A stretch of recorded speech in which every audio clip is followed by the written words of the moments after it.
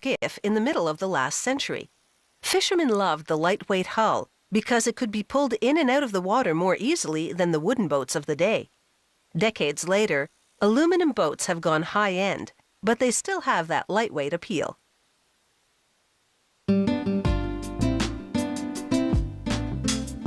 Since aluminum hulls aren't as heavy as other types, these boats will go farther on a tank of gas. They make them from high-grade aluminum that's corrosion-resistant. Rollers flatten the metal, and a blade called a slitter cuts it to length.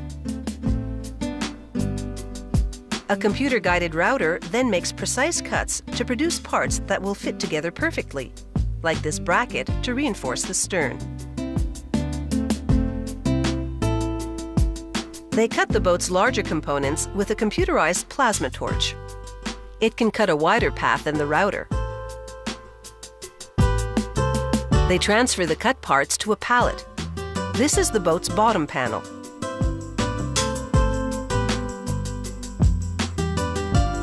A long piece of aluminum will be the gunnel, which is the upper edge of the hull. They bend it around a wooden template to give it the correct curvature.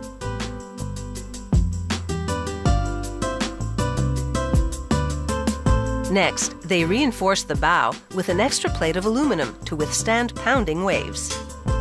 They brace the other end with numerous stiffeners and screw them into place. The screws act as a clamping system until the parts of the boat can be permanently attached. A line of caulking helps waterproof the seam between the hull and the back of the boat, called the transom. Again, screws hold everything together as the painstaking clamping continues. They join the two sides of the bow and hold the ends together with a vice grip. This strip of aluminum will act as the spine of the bow. It's called the brace plate. More screws tack it into position.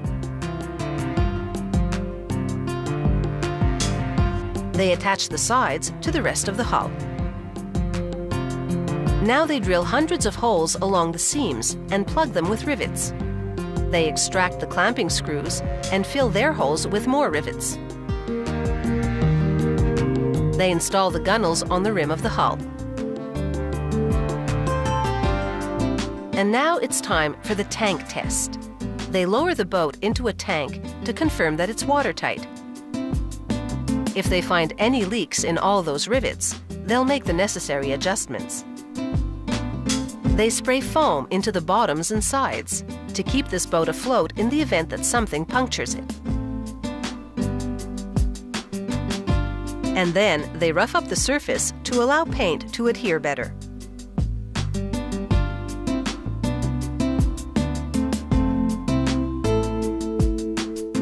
They move to the interior and install felt on the storage panels to give them a more finished look.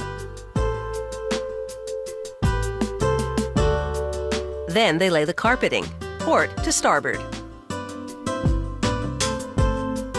Next comes the plastic fuel tank. All they have to do is connect the fuel line hoses and secure them with a stainless steel collar. The dash panel fits onto the front. It's pre-wired, so they simply connect it to the boat's main wiring harness.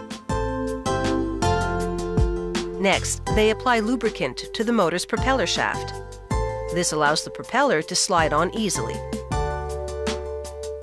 They tighten it with a pneumatic ratchet. Then they hoist the motor onto the stern and bolt it into position.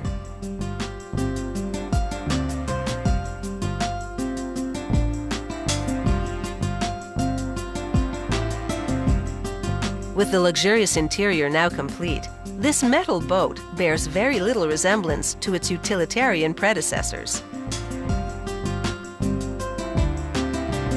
This particular model doubles as a fishing boat and pleasure craft. And it proves that aluminum boats are no longer just a basic form of transportation.